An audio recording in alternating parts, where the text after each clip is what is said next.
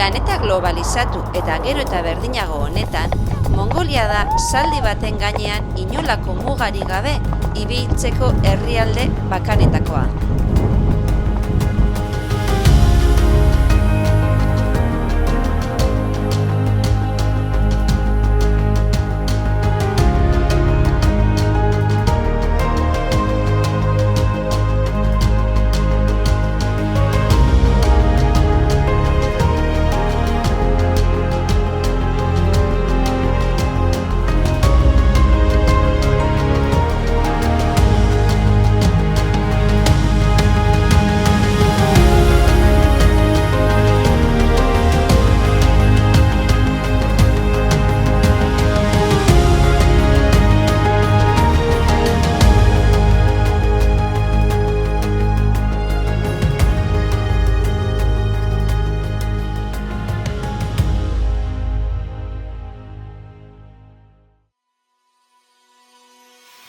Eta bostean, Milak eta biok Mongoliako iparraldera joan ginen. Txuka itzultzaileak eta tasagitariak lagunduta. Hosbol lakutik Ulan mendietara. Hau da, ekialdeko taigara. Orain elurren hartzaileak ezagutzera. Txahatanak ezagutzera, hain zuzen. 18 urte geroago, 2023an berriro itzuli gara Mongoliako iparraldera. Darhat eta Txatan familiak berriz bizitatzera, baina oraingoan gure bi alabekin, Usuerekin 12 urte eta Garazirekin 9 urte.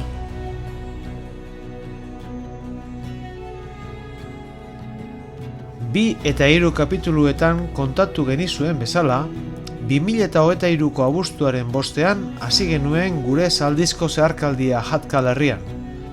3 egun behar izan genituen Lakuko hortzetik Jiglejin izeneko ordoki txikire iristeko, eta beste 2 egun Koridok Saridag eta Baian mendien arteko pasabidea zeharkatuz, Darhat depresioan dagoen 2 herrietako batera heltzeko, Rentxinkunera hain zuzen.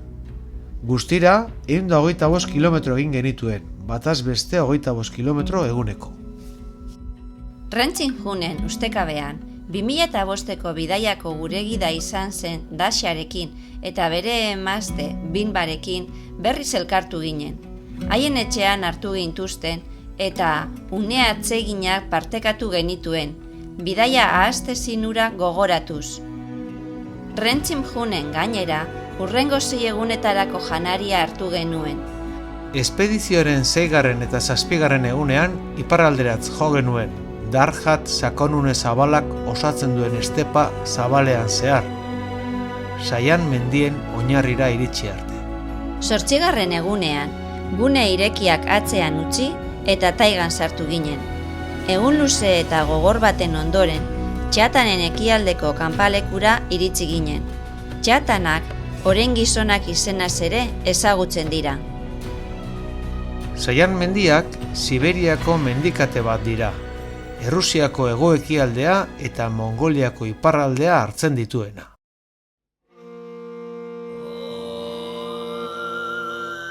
Kanpalekua erdi hutsik zegoen, egitura koniko biluziek erakusten duten bezala.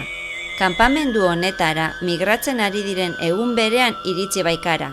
Udako goiztiarreko kanpalekutik datoz, 5-6 ordu iparralderago kokatua, zonalde altuago batean. Udaren amaiera eta udazkenaren hasiera pasatzera datoz kanpamentu honetara, hegoalderago eta altuera txikiagoan baitago. 1800 metrotara gaude hemen. Adibidez Denger, bere tipi familiarra 2 gauerako alokatzeko eskaini diguna. Garazi da elur oreinekin gehien gozatzen duena. Bere eskuko gatza zurrupatzera konfiantza zurbiltzen baitira. Gatza bere dietan funtsezko minerala da eta aurkitzeko zaila dute.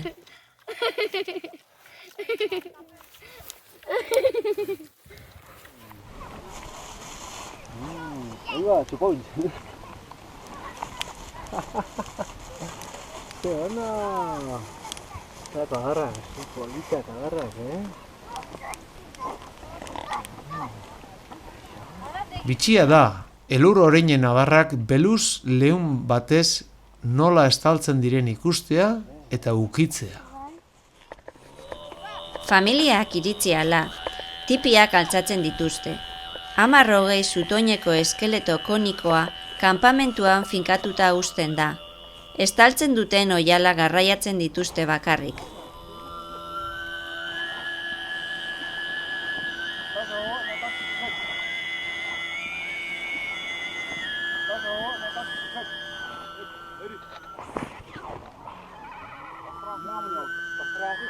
Aintzina, elur oreinaren larruarekin egiten zen. Baina gaur egun, errusiar jatorriko oihal sintetiko indartsu eta hermetikoekin egiten dute. Sarreraren gainean plastiko berde bat jartzen da, argi gehiago sar dadin. Ondoren, metalesko estufa muntatzen dute, guztiz desmontatuta garraiatzen baita. Tximinia bera ere desmontatuta dator. Metalesko hainbat hodi oso finek osatzen dute. Eta ondorioz oso arina da eta garraiatzeko erraza. Orain, hodi zatiak muntatu besterik ez dago.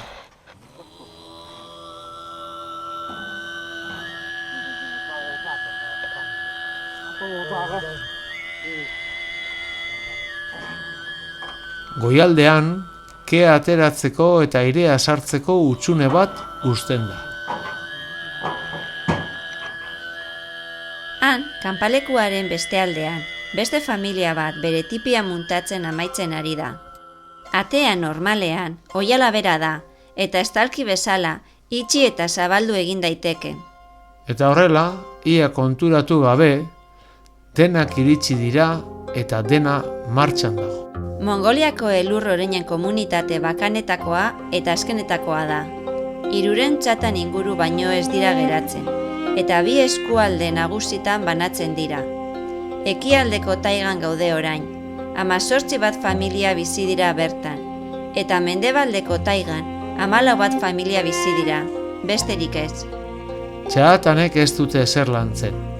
Elur oreinen hazkuntzatik bakarrik bizi dira.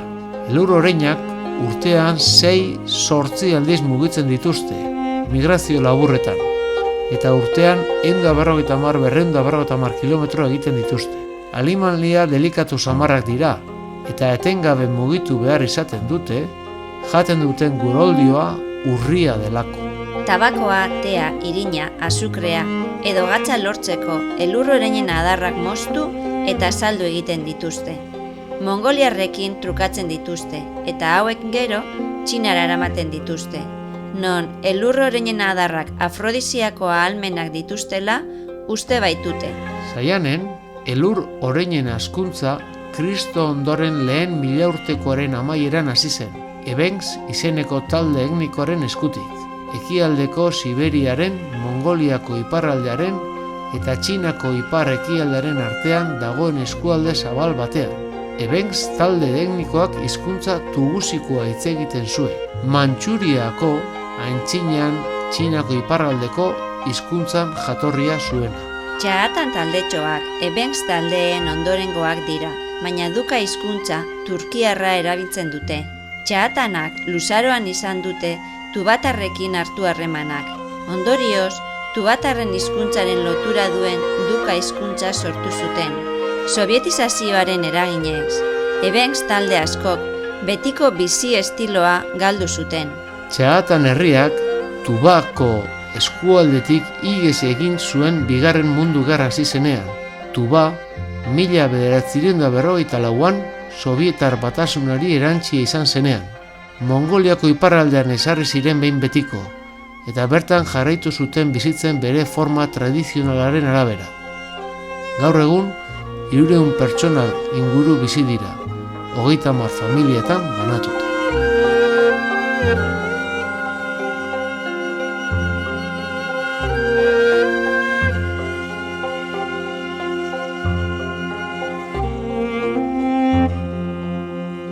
Argia erortzen ari da. Banan-banan, familiek berogailuak pizten dituzte, eta tximinia bakoitzetik ke altzatzen da, gaua datorrela iragarriz.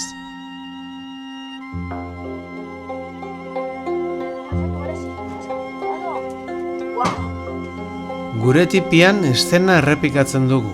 Usuek eta garazik adarrak sartzen dituzte berogailuan, eta sugar txikia dantzan hasten da. Oheratzeko ordua da. Oso egun luzea eta hunkigarria izan da. Goiz-goizetik lanean ari dira txahatanak. Urrutitik motozerren ohartzuna dator, eta aizkorek egurrari oska egiten dioten kolpe lehorra ere. Gizonak basoan sartzen dira, sua bizirik mantenduko duen egurra moztu eta biltzera. Bitartean, emakumeek elur oreinak aukeratzen dituzte jeisteko.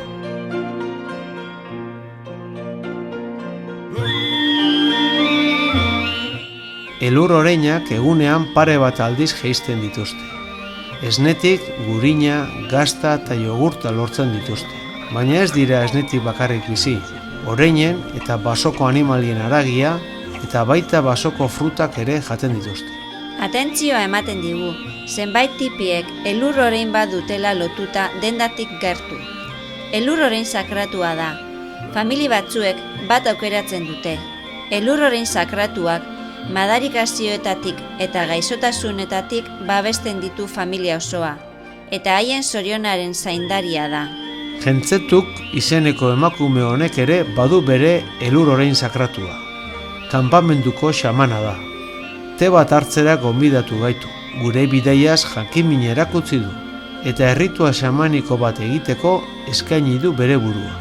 Batak eta besteak eskaintzen dizkiguten elur orein esnearen dastaketen artean, Zaia ezagutzen dugu. Ulan Batorren jaio eta hasitako emakumea da, eta Estatu Batuan lan egin zuen. Txeatan gizon batez maitemindu ondoren, hiriko bizitza kosmopolita tipiengatik aldatu zuen, eta milaka urteko bizimodu hau naturaltasunez onartu. Nomin eta bere familiarekin jarraitzen du abegi honak. Unerik magikoena sortu da, 2005an milak eta biok, beste kanpamentu batean ezagutu genuen 103 urteko xamanaren argazki bat erakutsi diogunean. Harridura hunkitu bat sortzen da. Nominen amona zen. Une horretan emozio sakon batek inguratzen gaitu denok. Gure bidaia zaharra eta oraina ustekabeko familiari baten zehar lotu delako. Bazkalostean, Nominek basora eraman gaitu haren sekretuak erakustera. Basoan orekan sentitzen da eta bere buruarekin konektatzen du. Baratxuri freskoak biltzen ditugu, baita txikle gisa balio duen zuhaitz baten azala ere, jengibrearen antzeko zaporearekin.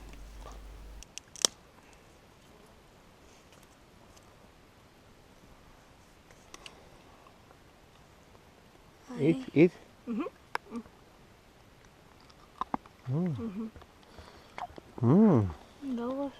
Bai. Magisteritza ikasten ari da Ulan Batorren. Hirian dagoenean, faltan sentitzen du taiga. Horregaitik, gertu dagoen Txanganursun herrian irakasle izatea espero du, taigatik hurbil. Zorua biguna da, alfombra natural baten gainean ibiliko bagina ematen du. Elur oreinek jaten duten goroldioa erakusten digu. Berori, horren motel hasten ari denez, abereek larre berrien bila etengabe mugitzera behartuta daude txahatanak. Elur oreinek ere, mota guztietako perretxikoa jaten dituzte, txikienetatik handienetara.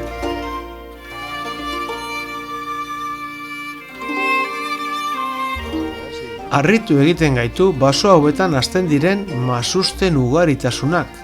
Nominen arabera, biztarako ona diren beste fruitu batzuk ere jaso eta jan egin ditugu.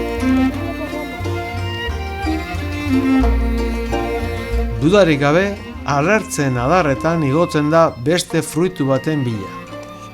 Nik urduri begiratzen diot, eror daitekenaren bernua.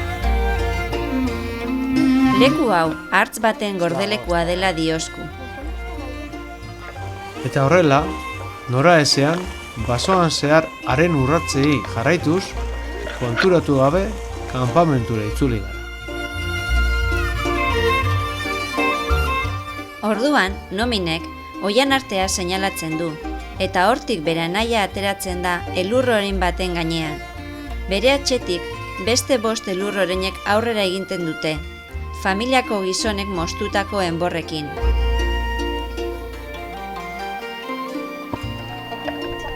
Denborari galdu gabe, amak eta aizpek egurra deskargatzen laguntzen dute. Bera, basora beste karga baten bila itzul dadin.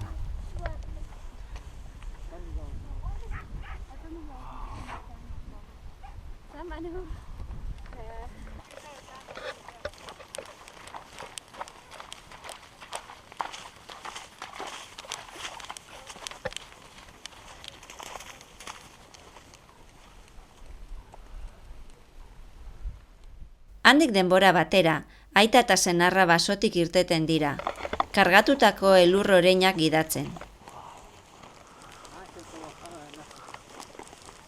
Mila, karri medizinak. Medizinak.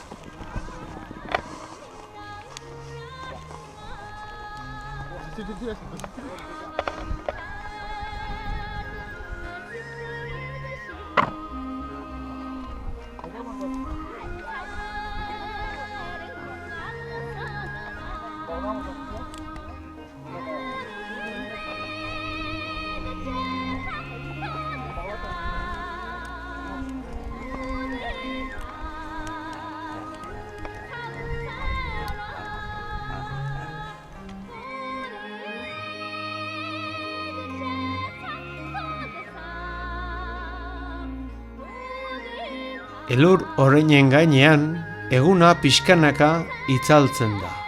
Afari labur bat egingo dugu, eta ondoren, jentzaptukikin, xamanarekin, itzordua daukagu.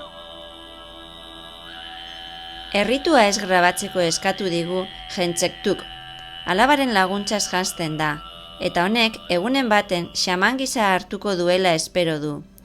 Neskak belar sorta bat prestatu, sua eman, eta kea astintzen du, espiritu gaiztoak usatzeko. Orduan, mantra batzuk abesten hasten da, espirituekin, animaliekin eta haien arbasoekin komunikatzeko. YouTubeko bideo honetan irudikatzen denaren antzera. Danborraren taupadak eta mugimendu biribilak lagun, eszena osoa ketrinko eta misteriotsu batek inguratzen du ordu bete luzean zehar.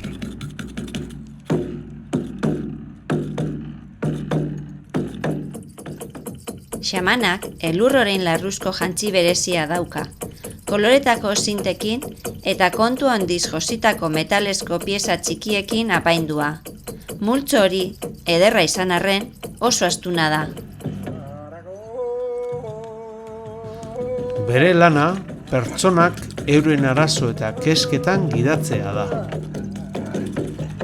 Gu bedeinkatu egin gaitu, espiritu gaiztoak urrunduz, bidaia on bat ziurtatzeko.